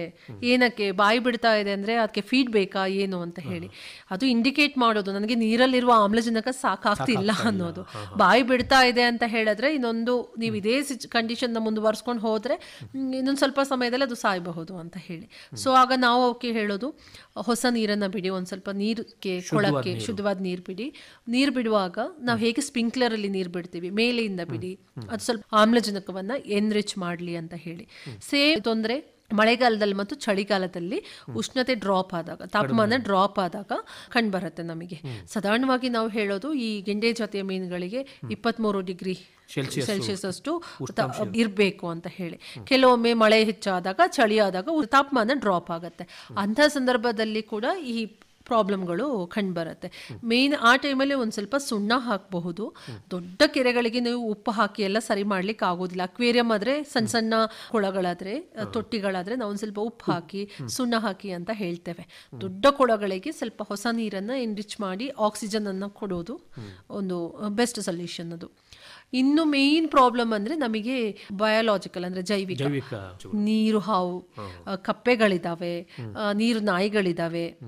ಕಪ್ಪೆಗಳು ಯಾವಾಗ ಜಾಸ್ತಿ ಆಗತ್ತಂದ್ರೆ ನೀವು ಕೆರೆಯ ಏರಿಯನ್ನು ಶುದ್ಧವಾಗಿ ಇಟ್ಕೊಳ್ದೇ ಇದ್ದಾಗ. ಕಪ್ಪೆಗಳು ಸಾಧಾರಣವಾಗಿ ಎಲ್ಲಿ ಮೊಟ್ಟೆ ಹಾಕತ್ತಂದ್ರೆ, ಏನು ಏರಿಯ ಮೇಲೆ ಬೆಳೆಯುವ ಗಿಡಗಳು ನೀರಿಗೆ ತಾಗಿದಂತೆ ಬಗ್ಗಿಕೊಂಡಿರತ್ತೋ ಅಂತ ಗಿಡಗಳಿಗೆ ಹೋಗಿ ಅವುಗಳು ತಮ್ಮ ಮೊಟ್ಟೆನ ಅಂಟಿಸ್ಬಿಡ್ತವೆ. ನಾವು ಅದಕ್ಕೆ ಆಸ್ಪದ ಕೊಡಬಾರ್ದು. ಏರಿಯನ ಹೌದು, ಅಲ್ಲಿ ಹೋಗಿ ಮೊಟ್ಟೆ ಅಂಟಿಸ್ಬಿಡ್ತವೆ. ಅವು ಮತ್ತೆ ಗೊದ್ದಗಳಾಗಿ, ಟ್ಯಾಡ್ಪೋಲ್ಗಳಾಗಿ ಕೆರೆ ಕೊಳಗಳನ್ನ ತುಂಬಿಕೊಳ್ಳುತ್ತವೆ. ಹೌದು, ಮತ್ತೆ ಇಡೀ ಪ್ರೋಟೀನ್ ನಾವೇನು ಆಹಾರ ಕೊಡ್ತೀವಿ ಎಲ್ಲ ಅವೇ ಕನ್ಸ್ಯೂಮ್ ಮಾಡ್ಬಿಡ್ತವೆ. ನಮ್ಮ ಮೀನುಗಳಿಗೆ ಏನೂ ಸಿಗೋದಿಲ್ಲ. ಒಂದ್ಸತಿ ಅವುಗಳ ಸಂಖ್ಯೆ ಜಾಸ್ತಿ ಆಯಿತು ಅಂದ್ರೆ ಅವುಗಳನ್ನ ಹಿಡಿಯೋದು ಕೂಡ ತುಂಬಾ ಕಷ್ಟ, ಅದನ್ನು ನಿರ್ಮೂಲನೆ ಮಾಡೋದು ಕೂಡ ತುಂಬಾ ಕಷ್ಟ. ಹಾಗಾಗಿ ನೀರಿಗೆ ತಾಕುವಂತೆ ಯಾವುದೇ ಕಳೆ ಸಸ್ಯ ಮತ್ತು ಏರಿಯಾ ಮೇಲಿನ ಸಸ್ಯಗಳನ್ನ ಸ್ವಲ್ಪ ಕ್ಲೀನ್ ಮಾಡೋದು ಒಳ್ಳೆಯದು. ಇನ್ನು ಹಾವು ಮತ್ತು ನೀರ್ನಾಯಿ, ಈ ಹಸಿರು ಶೇಡ್ ನೆಟ್ ಅಥವಾ ನಮ್ಮ ಹಳೆಯ ಮೀನು ಹಿಡಿಯುವ ಬಲೆಗಳು, ಅವುಗಳನ್ನು ಕೆರೆಯ ಸುತ್ತ ಕಟ್ಟೋದ್ರಿಂದ, ಕೆಳಗಿನಿಂದನೇ ಕಟ್ಟಬೇಕು, ನೆಲಭಾಗದಿಂದ ಒಂದು 2-3 ಅಡಿಯಷ್ಟು ಎತ್ತರದವರೆಗೆ ಕಟ್ಟಿದ್ರೆ ಹಾವುಗಳು ಪ್ರವೇಶ ಮಾಡೋದಕ್ಕೆ ಆಗೋದಿಲ್ಲ. ಆ ನೆಟ್ಟನ್ನು ನುಗ್ಗಿಕೊಂಡು ಹೋಗೋದಿಲ್ಲ ಅವು. ಮತ್ತೆ ಇಲ್ಲಿ ಹಲವಷ್ಟು ಕಡೆ ಸಮಸ್ಯೆ ಇರೋದು ನೀರ್ಕಾಗೆ ಇದ್ದು ಪ್ರಾಬ್ಲಮ್ ಏನಂತ ಹೇಳಿದ್ರೆ, ಅವು ಒಂದು ಸರಿ ಮುಳುಗಿದ್ರೆ ಮೇಲೆ ಬರ್ಬೇಕಾದ್ರೆ 4-5 ಮರಿಗಳಿರ್ತವೆ ಅದರ ಬಾಯಿಯಲ್ಲಿ. ಅದು ಒಂದಿನದಲ್ಲೇ ಒಂದು 60-100 ಮರಿಗಳನ್ನ ಖಾಲಿ ಮಾಡ್ಬಿಡ್ತವೆ. ಅಂತ ನೀರ್ಕಾಗೆ ನಿಮಗೊಂದು 4 ನಿಮ್ಮ ಕೊಳದ ಪಕ್ಕದಲ್ಲಿ ಇದ್ರೆ 1 ತಿಂಗಳಲ್ಲಿ ಇಡೀ ಕೊಳ ಖಾಲಿ ನಿಮ್ದು, ಏನೂ ಸಿಗೋದಿಲ್ಲ. ಅದೇ ರೈತ ಹೇಳ್ತಾರೆ, ಮೀನ್ ಮರಿ ಬಿಟ್ಟಿದ್ದೇ ಆಯ್ತು, 1 ಮರಿ ಕಾಣಿಸಲ್ಲ, ಕೈಗೆ ಸಿಕ್ಕಿಲ್ಲ. ಮೊದಲು ನಾನು ಪ್ರಶ್ನೆ ಕೇಳೋದು ಅದೇ, ನೀರ್ಕಾಗೆ ಇದೆಯಾ ಅಂತ ಹೇಳಿ. ಸೊ ಅದನ್ನ ಹೇಗೆ ಕಂಟ್ರೋಲ್ ಮಾಡೋದು ಹೇಳಿದ್ರೆ, ಹಳೆ ಮೀನು ಹಿಡಿಯುವ ಬಲೆಗಳನ್ನ ನೀರಿನ ಮೇಲೆ ಒಂದು ಜಿಗ್ಜಾಗ್ ರೀತಿಯಲ್ಲಿ ಸ್ಪ್ರೆಡ್ ಮಾಡೋದು, ಅಥವಾ ನೀರಿನ ಮೇಲೆ ಹರಡಿ ಬಿಡೋದು. ನನ್ನ ಸಣ್ಣ ಕೊಳಗಳನ್ನ ಆಯ್ಕೆ ಮಾಡಿ ಅಂತ ಪ್ರತಿ ಬಾರಿ ಹೇಳೋದು ಇದಕ್ಕೆ. ಇದು ನಿಮಗೆ ನಿರ್ವಹಣೆ ಸ್ವಲ್ಪ ಈಸಿ. 2-3 ಎಕರೆ ದೊಡ್ಡ ಕೊಳ ಆದ್ರೆ ಎಷ್ಟು ಬಲೆಯನ್ನು ನೀವು ಅದಕ್ಕೆ ಸ್ಪ್ರೆಡ್ ಮಾಡ್ತೀರಾ, ಕಷ್ಟ ಆಗತ್ತೆ. ಸಣ್ಣ ಕೊಳ ಆದ್ರೆ ಒಂದು ಜಿಗ್ಜಾಗ್ ಅಲ್ಲಿ ಹಾಕಿ ಬಿಡೋದಷ್ಟೇ. ಅವು ಒಳಗೆ ಹೋಗ್ತವೆ, ಮೇಲೆ ಬರ್ಲಿಕ್ಕೆ ಸಾಧ್ಯ ಆಗೋದಿಲ್ಲ, ಅವು ನೆಟ್ಟಿಗೆ ಸಿಕ್ಕಾಕೊಳ್ತವೆ. ಅವು ಅಲ್ಲೇ ಮುಳುಗಿ ಅಲ್ಲೇ ಏಳೋದಿಲ್ಲ, ಮುಳುಗಿ ಮುಂದಕ್ಕೆ ಹೋಗಿ ಮೀನು ಹಿಡಿದು ಮತ್ತೆ ಮೇಲಕ್ಕೆ ಬರ್ತವೆ. ಇದನ್ನ ಒಂದು ಯೂಸ್ ಮಾಡ್ಕೊಳ್ಬಹುದು ಈ ಟೆಕ್ನಿಕ್ ಅನ್ನ. ಮತ್ತೆ ಆವಾಗಲೇ ಹೇಳ್ದ ಹಾಗೇನೆ ಸಂಖ್ಯೆಯಲ್ಲಿ ಒಂದು ಸ್ವಲ್ಪ ಗಮನ ಇಟ್ಕೊಳ್ಳಿ. ಫೀಡಿಂಗ್ ಮಾಡೋದಲ್ಲಿ, ಗೊಬ್ಬರ ಹಾಕೋದ್ರಲ್ಲಿ, ಇವುಗಳ ಬಗ್ಗೆ ಒಂದು ಸ್ವಲ್ಪ ಗಮನ ಹರಿಸಬೇಕಾಗತ್ತೆ. ಇನ್ನು ಯಾವ ಗಾತ್ರಕ್ಕೆ ಬಂದಾಗ ಈ ಮೀನುಗಳನ್ನು ಹಿಡಿಬೇಕಾಗುತ್ತೆ? ಮೀನುಗಳಲ್ಲಿ ಆ್ಯಕ್ಚುಲಿ ಟೇಬಲ್ ಸೈಜ್ ಅಂತ ಹೇಳೋದು. 1 kg ಮೇಲ್ಪಟ್ಟ ಮೀನಿಗೆ ಸ್ವಲ್ಪ ಬೇಡಿಕೆ ಜಾಸ್ತಿ. 2-3 kg ಇದೆ ಅಂತ ಹೇಳಿದ್ರೆ ಇನ್ನೂ ಒಳ್ಳೆ ಬೇಡಿಕೆ. 5-6 kg ಮೀನಂದ್ರೆ ಅದೇ ಮೀನನ್ನು ಕಟ್ ಮಾಡಿಸಿ ತಗೊಂಡು ಹೋಗುವ ಗ್ರಾಹಕರು ಕೂಡ ಇರ್ತಾರೆ. ಬಟ್ 1 kgಗಿಂತ ಕೆಳಗಿನ ಗಾತ್ರದ ಮೀನನ್ನು ಸ್ವಲ್ಪ ಮಾರ್ಕೆಟ್ನಲ್ಲಿ ಅದಕ್ಕೆ ಬೇಡಿಕೆ ಸ್ವಲ್ಪ ಕಡಿಮೆ ಇದೆ. ಹಾಗಾಗಿ ಈ ಒಂದು ಮೇಲು ಆಹಾರದ ಪೂರೈಕೆಯೊಂದಿಗೆ ನಾವು 1 ವರ್ಷ ಸಾಕಾಣಿಕೆ ಮಾಡಿದರೆ 1 kg, ಈಗ ಹುಲ್ಲುಗೆಂಡೆ ಅಂತ ಏನು ಹೇಳಿದೆ, ಅದಕ್ಕೆ ಉತ್ತಮ ಹುಲ್ಲು, ಸೊಪ್ಪು, ಬಾಳೆ ಎಲೆ ಎಲ್ಲ ಕೊಟ್ಟಾಗ ಅದು 3-4 kgವರೆಗೂ ಬೆಳೆಯುತ್ತೆ. ಕಟ್ಲಾದಂತಹ ಮೀನುಗಳು 1 kgವರೆಗೂ ಬೆಳೆಯುತ್ತೆ. Common carp 1-1.5 kg. ರೋಹು ಅನ್ನೋದು 2 ವರ್ಷದ ಕ್ರಾಪ್. ಅದು 1ನೇ ವರ್ಷದಲ್ಲಿ 3/4 kgವರೆಗೂ ಬೆಳೆಯುತ್ತೆ. 1 ವರ್ಷ ದಾಟಿದ ನಂತರ 1.5-2 kgವರೆಗೆ ಶೀಘ್ರವಾಗಿ ಬೆಳೆಯುತ್ತೆ. ರೋಹು ಒಂದು ವೆರೈಟಿಯನ್ನ ನಾವು 2 ವರ್ಷ ಬೆಳೆಸಿ ನಿರ್ವಹಣೆ ಮಾಡಿ, ಉಳಿದ ಮೀನುಗಳನ್ನು ಒಂದು ಮೇಲು ಆಹಾರ ಕೊಡುವ ಮೂಲಕ 1 ವರ್ಷ 1 kg ರೀಚ್ ಆಯಿತು ಅಂತ ಹೇಳಿದ್ರೆ ಇದು ಹಿಡುವಳಿಗೆ ಸೂಕ್ತ ಆಗಿದೆ. ಅದು ಟೇಬಲ್ ಸೈಜ್ ಅಂತ ಹೇಳ್ತೇವೆ ನಾವು. ಅಂದರೆ ಈ ಖರ್ಚು ವೆಚ್ಚಕ್ಕೆ ಹೋಲಿಸಿದ್ರೆ ಹೇಗೆ ಅನಿಸುತ್ತೆ ಈ ಒಂದು ಕೃಷಿ ಹೊಂಡಗಳಲ್ಲಿ ಮೀನು ಸಾಕಾಣಿಕೆ ಮಾಡೋದು? ಅದೇ ನಾನು ಹೇಳಿದ್ದೆ, ನೀವು ಕೃಷಿ ಹೊಂಡವನ್ನು ಸುಮ್ಮನೆ ಹಾಗೆ ಖಾಲಿ ಬಿಡೋದಕ್ಕಿಂತ ಮೀನನ್ನು ನೀವು ಬರೀ ಮಾರಾಟ ಮಾಡಿ ಲಾಭ ತೆಗಿಬೇಕು ಅಂತ ಉದ್ದೇಶ ಒಂದೇ ಇಟ್ಕೊಳ್ಳದೆ ನಮ್ಮ ಖರ್ಚಿಗೆ, ಹೌದು, ನಮ್ಮ ಖರ್ಚಿಗೆ ನಾವು ಹಿಡುವಳಿ ಮಾಡ್ಕೊಳ್ತೇವೆ. ಈಗ ಮೀನು ಹಿಡುವಳಿ ಬಳಸ್ಕೋಬಹುದು. ನಾನು ಸುಮ್ಮನೆ ಕೂತ್ಕೊಂಡು ಸಣ್ಣ ಕೃಷಿಕರಿಗೆ ಹೇಳ್ತಾ ಇರ್ತಾನೆ, ವಾರದಲ್ಲಿ 2-3 ದಿನ ನೀವು ತಿಂತೀರಾ ಅಂದ್ರೆ ಇಷ್ಟು ದುಡ್ಡನ್ನು ನೀವು ಅದಕ್ಕೆ ಸ್ಪೆಂಡ್ ಮಾಡ್ತೀರಾ ಅಂತ ಹೇಳಿದ್ರೆ ಒಂದು ತಿಂಗಳಲ್ಲಿ ಎಷ್ಟು ಖರ್ಚು ಮಾಡ್ತೀರಾ ಅಷ್ಟು ಉಳಿತಾಯವನ್ನು ಸೈಡಿಗೆ ಇಟ್ಟರು ಕೂಡ ಅಷ್ಟು ಪೋಷಕಾಂಶ ನಮ್ಮ ಮನೆಯವರಿಗೆ ನಾವು ಸಪ್ಲೈ ಮಾಡಿದ್ದೇವೆ ಅಂತ ಹೇಳಿ. ಕೃಷಿ ಹೊಂಡಗಳು ನಿಮ್ಮಲ್ಲಿ ಆಲ್ರೆಡಿ ಇದ್ರೆ ಕೃಷಿ ಹೊಂಡ ತೆಗಿಲಿಕ್ಕೆ ನಿಮಗೆ ಗೊತ್ತಿದೆ, ಒಂದು 1/4 ಎಕರೆಗೆ 4 ಲಕ್ಷದಷ್ಟು ಖರ್ಚಾಗತ್ತೆ, 4-5 ಲಕ್ಷದಷ್ಟು ಖರ್ಚಾಗತ್ತೆ. ಬಟ್ ಮೀನು ಮರಿಗಳಿಗೆ ಬಂದಾಗ ಬಲಿತ ಬಿತ್ತನೆ ಮರಿ ಆದರೆ ನಿಮಗೆ ಒಂದು ಮರಿಗೆ 2 ರೂಪಾಯಿ ಕೊಡಬೇಕಾಗತ್ತೆ. ಸಣ್ಣ ಮರಿಗಳು ಅಂತ ಹೇಳಿದ್ರೆ ನಿಮಗೆ 40 ಪೈಸೆಯಿಂದ 50 ಪೈಸದವರೆಗೂ ಇದೆ. ಸಾಮಾನ್ಯ ಗೆಂಡೆ ಮತ್ತು ರೋಹುವಿನಂತಹ ಮರಿಗಳು ನಮಗೆ 30ರಿಂದ 35 ಪೈಸೆಗೂ ಸಿಗುತ್ತೆ ಮರಿಗಳು. 1000 ಮರಿಗಳನ್ನು ಪ್ಯಾಕ್ ಮಾಡಿ ಕೊಡುವಂಥದ್ದು ಇದು. ಸೊ ನಾವು 1,000 ದೊಡ್ಡ ಮರಿ ತಗೊಳ್ತೀವಿ ಅಂದ್ರೆ ನಿಮಗೆ 2,000 ಖರ್ಚು. ಬಿತ್ತನೆ ಮರಿ ತಗೊಳ್ತೀವಿ ಅಂತ ಹೇಳಿದ್ರೆ ಮ್ಯಾಕ್ಸಿಮಮ್ ಅಂದ್ರೆ 500 ರೂಪಾಯಿ ಖರ್ಚು. ಸಾಧಾರಣವಾಗಿ ದನ ಸಾಕುವವರಲ್ಲಿ ಸಗಣಿ ಸುಲಭವಾಗಿ ಸಿಗತ್ತೆ. ಇಲ್ಲ ನಮ್ಗೆ ಅಲ್ಲಿ ಹಳ್ಳಿಗಳಲ್ಲಿ ಸಿಗೋ ಸಗಣಿಯನ್ನ, ಹಸಿ ಸಗಣಿ ಗೊಬ್ಬರವನ್ನ, ಕೋಳಿ ಗೊಬ್ಬರವನ್ನ ಬಳಸ್ಕೊಳ್ಬಹುದು. ಈಗ ಹಲವು ಕಡೆ ಬೇರೆ ಬೇರೆ ರೀತಿಯ ಚಾರ್ಜ್ ಮಾಡ್ತಾರೆ ಸಗಣಿಗೆ. ಒಂದು 3,000 kg ಸಗಣಿ ಬರುತ್ತೆ. ಸುಣ್ಣ ಏನ್ ನಮಗೆ ಅಂತ ದೊಡ್ಡ ಕಾಸ್ಟ್ ಬೀಳುವುದಿಲ್ಲ. 1,000-2,000 ರೂಪಾಯಿಯಲ್ಲಿ ಸುಣ್ಣದ ಖರ್ಚು ಮುಗಿದು ಹೋಗುತ್ತೆ. ನಮಗೆ ಸ್ವಲ್ಪ ಖರ್ಚು ಬೀಳುವುದಂದ್ರೆ ಫೀಡಿಂಗ್ ನಲ್ಲಿ. ಕಡಲೆಕಾಯಿ ಹಿಂಡಿ ಅಂತ ಹೇಳಿದ್ರೆ 40 ರೂಪಾಯಿ ಇದೆ 1 kg. ಅಕ್ಕಿ ತೌಡ್ ಅಂದ್ರೆ 20ರಿಂದ 25 ರೂಪಾಯಿ ಇದೆ. ನೀವು ಒಂದು ದಿನಕ್ಕೆ 3 kg ಹಾಕ್ತೇನೆ ಅಂತ ಹೇಳಿದ್ರೆ ಅದೇ ಆಹಾರವೇ ನಮಗೆ ಒಂದು ಸ್ವಲ್ಪ ವೆಚ್ಚದಾಯಕ ಆಗೋದು. ಇಲ್ಲ ನಾವು ಕೃತಕ ಆಹಾರವನ್ನು ಬಳಸ್ತೇವೆ ಅಂತ ಹೇಳಿದ್ರೆ ನಿಮಗೆ ಒಂದು ಬ್ಯಾಗ್ 20 kg ಒಂದು ಬ್ಯಾಗಿಗೆ 1,500ರಿಂದ 1,800ರವರೆಗೆ ವ್ಯಾಲ್ಯೂ ಇದೆ. ಬೇರೆ ಬೇರೆ ಕಂಪನಿಯ ಆಹಾರಗಳು ನಿಮಗೆ ಸಿಗ್ತವೆ. ಅದೇ ನಮಗೆ ಒಂದು ಸ್ವಲ್ಪ ಖರ್ಚು ಬೀಳೋದು. ಕೃಷಿಯ ಜೊತೆಗೆ ಮೀನು ಕೃಷಿಯನ್ನು ನಿರ್ವಹಣೆ ಮಾಡ್ಕೊಂಡು ಹೋಗ್ತೇವೆ ಅಂತ ಹೇಳಿದ್ರೆ ನಿರ್ವಹಣೆಯ ವೆಚ್ಚ ಎಕ್ಸ್ಟ್ರಾ ನಮಗೆ ಇಲ್ಲ. ನಾವೇ ವಾಚ್ ಅಂಡ್ ವಾರ್ಡ್ ಮಾಡುವಂಥದ್ದು, ನಾವೇ ಆಹಾರ ಕೊಡ್ತೇವೆ, ನಾವೇ ನೋಡ್ಕೊಳ್ತೇವೆ. ಕೊನೆಗೆ ಬರೋದು ಮೀನು ಹಿಡುವಳಿ. ಅದನ್ನು ಯಾರು ಮಾಡ್ತಾರೆ ಅಂತ ಹೇಳಿ.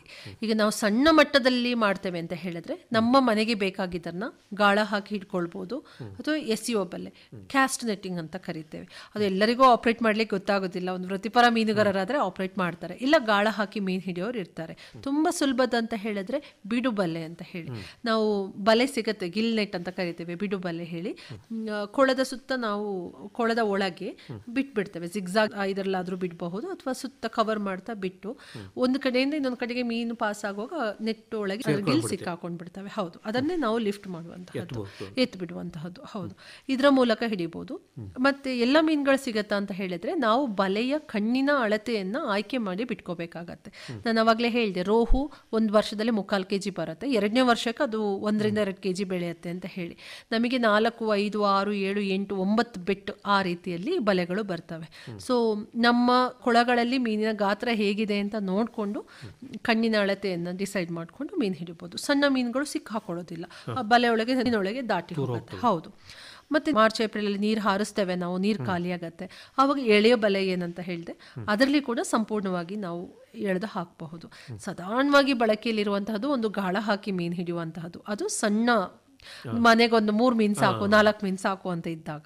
ಇನ್ನೊಂದು ಗಿಲ್ ನೆಟ್ ಕಟ್ಟಿ ಅದಕ್ಕೆ ಗಿಲ್ಲಿಂಗ್ ಆಗುವ ಹಾಗೆ ನೋಡ್ಕೊಳ್ಳೋದು. ಇದೆರಡು ಸಾಧಾರಣವಾಗಿ ಬಳಕೆಯಲ್ಲಿರುವಂತಹದ್ದು. ಆತ್ಮೀಯ ರೈತ ಬಾಂಧವರೇ, ತಮಗೆ ಈ ಕೃಷಿ ಹೊಂಡಗಳು ಮತ್ತು ಕೊಳಗಳಲ್ಲಿ ಮೀನು ಸಾಕಾಣಿಕೆ ಬಗ್ಗೆ ಇನ್ನೂ ಹೆಚ್ಚಿನ ಮಾಹಿತಿ ಬೇಕಾಯಿತು ಅಂದರೆ ಮಿಲನಾ ಭರತ್ ಅವರನ್ನು ಅವರ ಮೊಬೈಲ್ ದೂರವಾಣಿ ಸಂಖ್ಯೆಯಲ್ಲೂ ಕೂಡ ಸಂಪರ್ಸ್ಬೋದು. ದೂರವಾಣಿ ಸಂಖ್ಯೆ ಹೀಗಿದೆ: 9483534131. ದೂರವಾಣಿ ಸಂಖ್ಯೆಯನ್ನು ಮತ್ತೊಮ್ಮೆ ಕೇಳಿ: 9483534131. ತುಂಬ ಸಂತೋಷ ಮಿಲನಾ ಭರತ್ ಅವರೇ, ತಾವಿದುವರೆಗೂ ನಮ್ಮ ರೈತ ಬಾಂಧವರಿಗೆ ಮತ್ತು ರೈತ ಮಹಿಳೆಯರಿಗೆ ಈ ಕೃಷಿ ಹೊಂಡಗಳು ಮತ್ತು ಕೊಳಗಳಲ್ಲಿ ಮೀನು ಸಾಕಾಣಿಕೆಯನ್ನು ಹೇಗೆಲ್ಲ ಮಾಡ್ಕೋಬೇಕಾಗತ್ತೆ ಅನ್ನೋದ್ರ ಬಗ್ಗೆ ಸಾಕಷ್ಟು ವಿವರವಾಗಿ ಮಾಹಿತಿ ಮಾಡಿಕೊಟ್ಟಿದ್ದಾರೆ. ನಿಮಗೆ ತುಂಬ ಧನ್ಯವಾದಗಳು. ನಮಸ್ಕಾರ. ನಮಸ್ತೆ ಸರ್.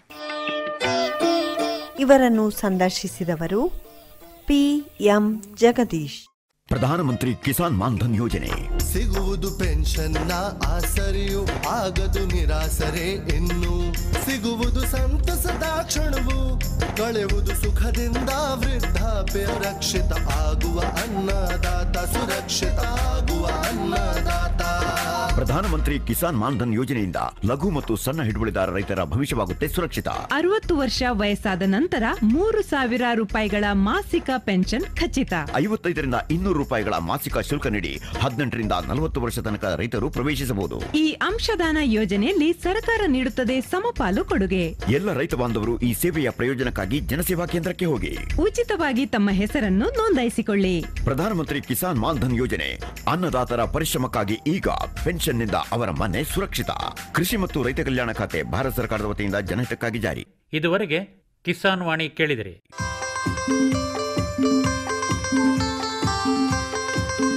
ಕಾರ್ಯಕ್ರಮವನ್ನು ಪ್ರಾಯೋಜಿಸಿದವರು ಕೃಷಿ ಮತ್ತು ರೈತ ಕಲ್ಯಾಣ ಮಂತ್ರಾಲಯ, ಭಾರತ ಸರ್ಕಾರ. ಕೋಟಿ ವಿದ್ಯೆಗಳಲ್ಲಿ ಕೃಷಿ ವಿದ್ಯೆಯೇ ಮೇಲು. ಕೋಟಿ ವಿದ್ಯೆಗಳಲ್ಲಿ ಕೃಷಿ ವಿದ್ಯೆಯೇ ಮೇಲು. ಕೋಟಿ ವಿದ್ಯೆಗಳಲ್ಲಿ ಕೃಷಿ ವಿದ್ಯೆಯೇ ಮೇಲು. ಕೋಟಿ ವಿದ್ಯೆಗಳಲ್ಲಿ ಕೃಷಿ ವಿದ್ಯೆಯೇ ಮೇಲು. ಕೃಷಿತೋ ನಾಸ್ತಿ ದುರ್ಭಿಕ್ಷ.